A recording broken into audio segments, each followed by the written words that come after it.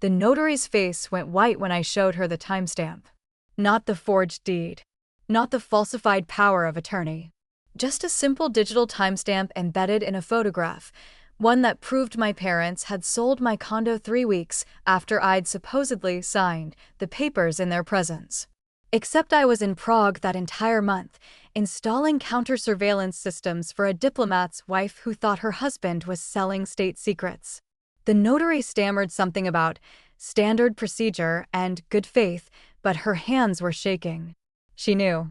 And more importantly, my parents, sitting across from her in their church-best clothes, faces frozen in practiced innocence, knew that I knew. But I didn't raise my voice. I never do. I simply slid the second photograph across her desk. This one showed the hidden pinhole camera I'd installed in my condo's crown molding 6 months earlier. The same camera that had recorded everything. "We'll reschedule," I said quietly, standing.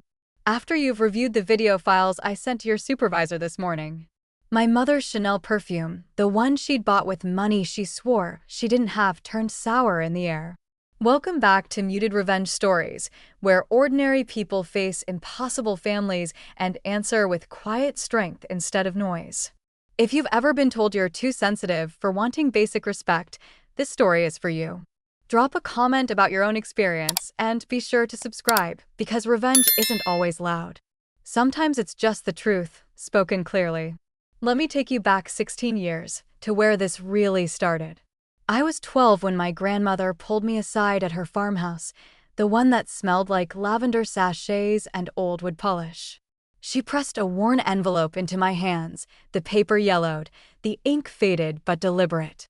"This house becomes yours when I'm gone," she whispered. "Not the farm. That goes to your father.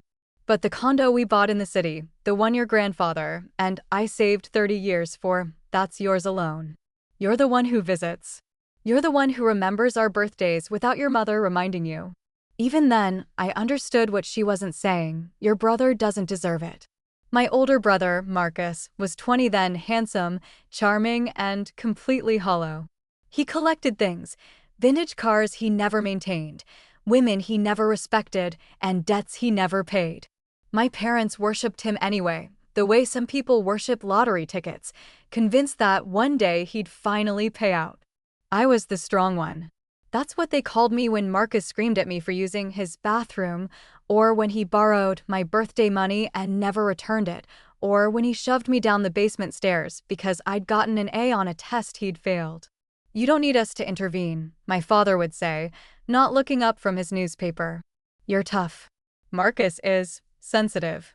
Sensitive.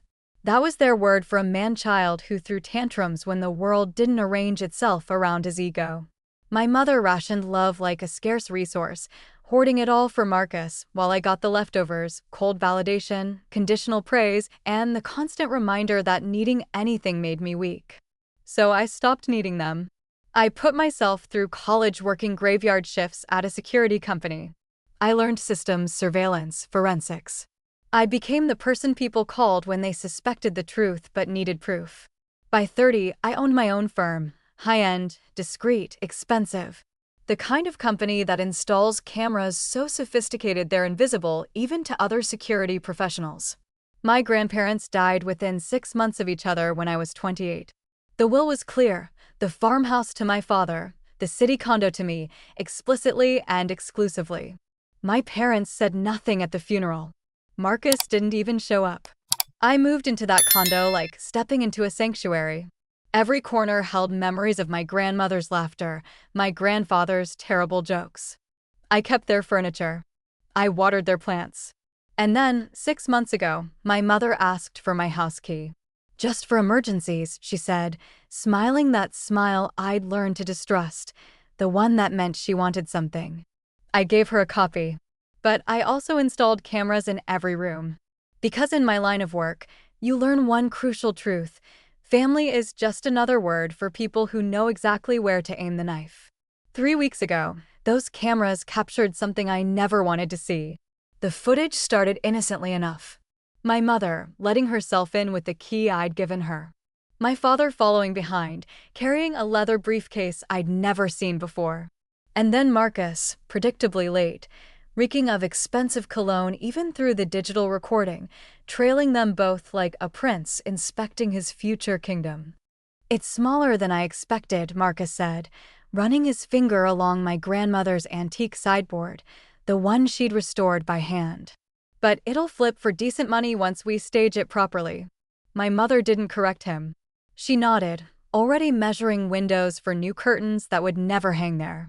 I watched this on my phone at 2 a.m., sitting in my office after a 12-hour shift installing panic room systems for a tech CEO. The cold blue light of the screen made their faces look almost alien, almost unfamiliar. But I kept watching. My father opened the briefcase on my grandmother's dining table, the table where she'd taught me to play chess, where we'd spent Sunday afternoons doing crossword puzzles while my parents took Marcus to whatever expensive hobby he'd briefly adopted that month.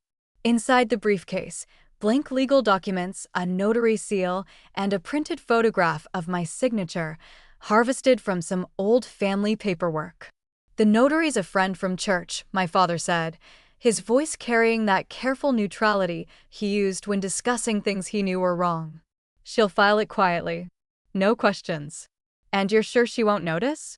Marcus asked, pouring himself a glass of my scotch, the 18-year Macallan my business partner had given me last Christmas. "Notice what?" My mother's laugh was brittle, like ice cracking. "He barely visits anymore. Too busy with his little spy games. By the time he realizes, the sale will be final and the money will be." She paused, sharing a look with my father I couldn't quite read. Allocated. Allocated. Such a clean word for theft. The next hour of footage detailed their plan with the casual efficiency of people who'd done this kind of thing before. They'd forge my signature using the photograph, backdate the power of attorney, list the property through a private sale to avoid public records I might monitor.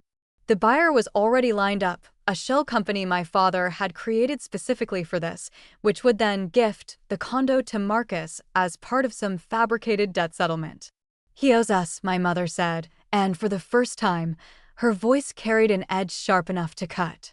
"We spent a fortune on his education, his business. Your grandmother poisoned him against us, made him think he was better than family. This is just rebalancing the scales. Rebalancing. As if love were a ledger. As if the fact that they'd fed and housed me, the legal minimum, entitled them to everything I'd inherited from people who'd actually cared. But the worst part came near the end. "What about the gambling debt?" Marcus asked, picking at my grandmother's embroidered throw pillow like a bored child. My father's shoulders tensed. My mother looked away. "The casino's being patient," my father finally said. "But $380,000 doesn't disappear on its own. We need this sale. Your brother's condo is one thing, but we need to survive too. $380,000. I paused the video, rewound it, watched my father's mouth form those numbers again. They hadn't just stolen my inheritance for Marcus. They'd gambled away a sum that would have bought 3 properties like mine, then decided I should pay for their addiction. I sat in that cold office until dawn, watching the footage loop. Watching my mother carefully practice my signature, her tongue between her teeth in concentration, like she was forging a permission slip instead of committing felony fraud. Watching my father rehearse his story for the notary. Watching Marcus sprawl on my grandmother's couch, already planning his furniture placement. Hope isn't a bird or a flame. Hope is a stubborn accountant, and mine was busy calculating exactly how much evidence I'd need. The answer was simple, all of it. I exported the video files. Timestamped. Geotagged. Authenticated through 3 separate forensic protocols that would hold up in any court. Then I called my lawyer. "I need you to do something for me," I said. "And then I need you to help me plan a Thanksgiving dinner." She didn't ask why. She'd worked with me long enough to know. Some families gather to give thanks. Others gather to finally collect debts. The invitation arrived in my parents' mailbox on a Tuesday. I know because I watched my mother retrieve it through the security camera I'd installed across the street 3 days earlier, a professional habit that had become a survival skill. She held the cream-colored envelope up to the autumn sunlight, squinting at my handwriting like it might contain a hidden message.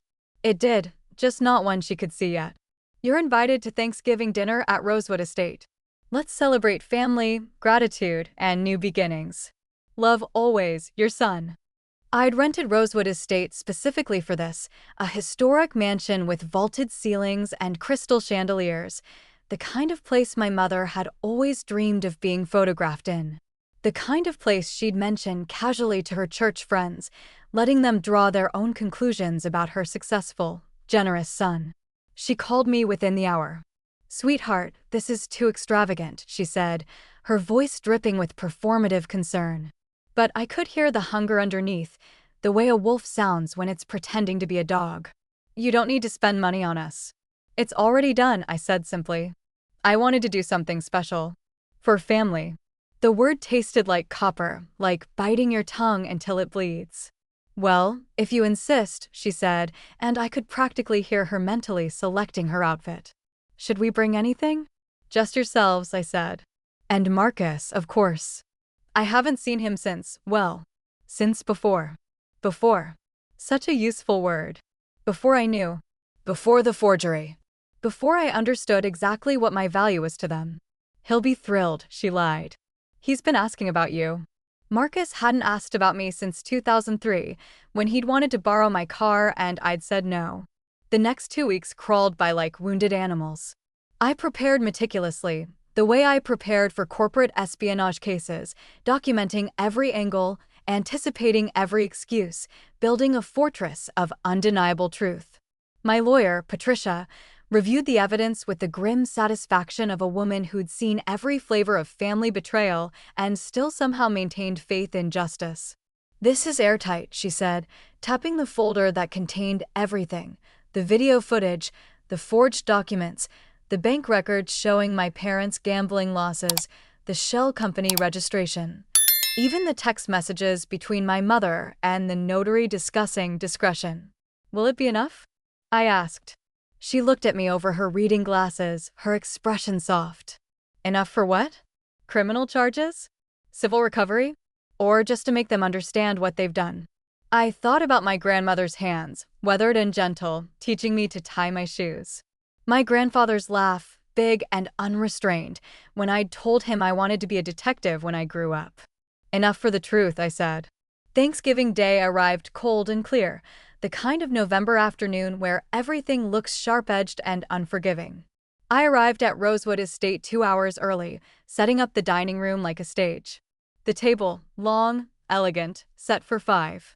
Me, my parents, Marcus, Patricia, who they'd assume was my girlfriend, and one empty chair for my grandmother's memory.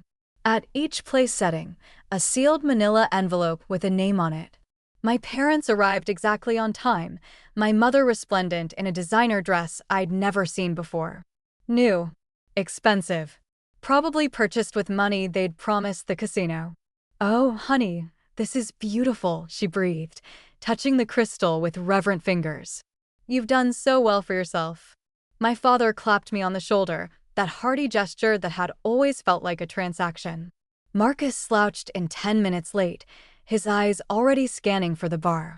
"Quite the production," Marcus muttered, dropping into his chair without greeting me. We made small talk through appetizers, vapid, hollow words about weather and traffic and whose church had the best Christmas pageant. Patricia played her role perfectly, smiling politely, observing everything. Finally, as the main course arrived, my mother raised her wine glass. "I'd like to propose a toast," she said, her voice carrying that performative warmth she reserved for audiences. "To family. To second chances. To my wonderful son who—" Actually, I interrupted quietly, "I'd like to propose something different." I reached for the manila envelope at my place setting.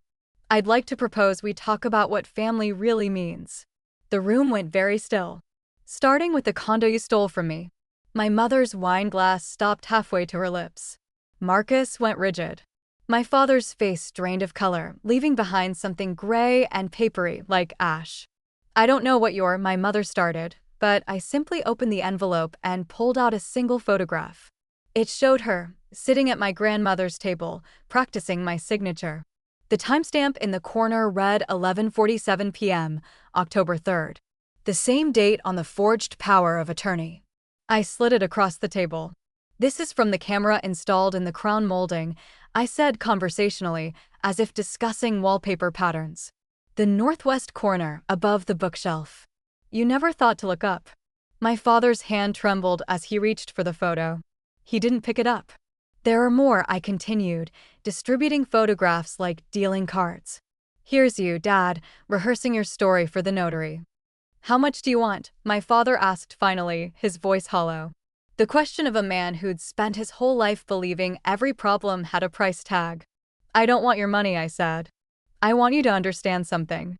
I opened my own envelope and pulled out a letter, handwritten. The ink faded, the paper soft from being folded and refolded over 16 years. Grandma wrote this the day she updated her will. She told me to read it if I ever doubted whether she meant for the condo to be mine alone. I cleared my throat and began to read aloud. My dearest boy, I'm leaving you this place because you understand what it means to build something with love instead of obligation. Your parents are good people who made one terrible mistake. They taught Marcus that wanting something means deserving it, and they taught you that needing nothing makes you strong. Neither is true. You deserve to be loved without conditions. And this condo, every board and beam of it, is my way of saying, you were always enough, exactly as you were. My mother was crying now, mascara tracking down her powdered cheeks. But they weren't tears of remorse. They were tears of exposure, of shame, of a carefully constructed image crumbling in real time. $380,000, I said quietly. That's what you owed the casino. That's why you needed this sale so desperately. Not for Marcus's fresh start. For your own survival.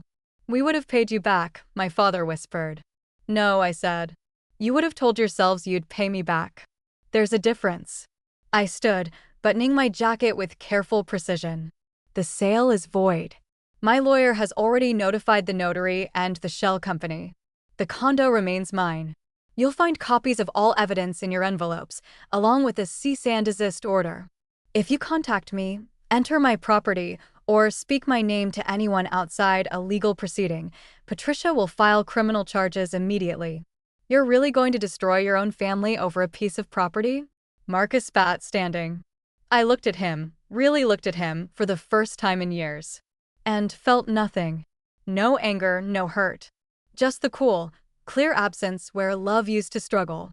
You destroyed this family the day you decided I was an asset instead of a son, I said.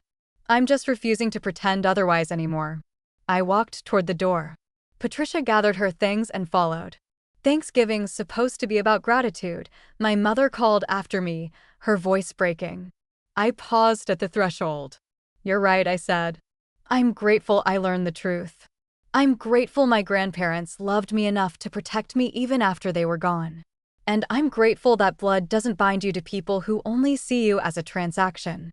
The November air outside tasted clean and sharp. Some families are born. Others are chosen. And the strongest thing you can ever do is know the difference.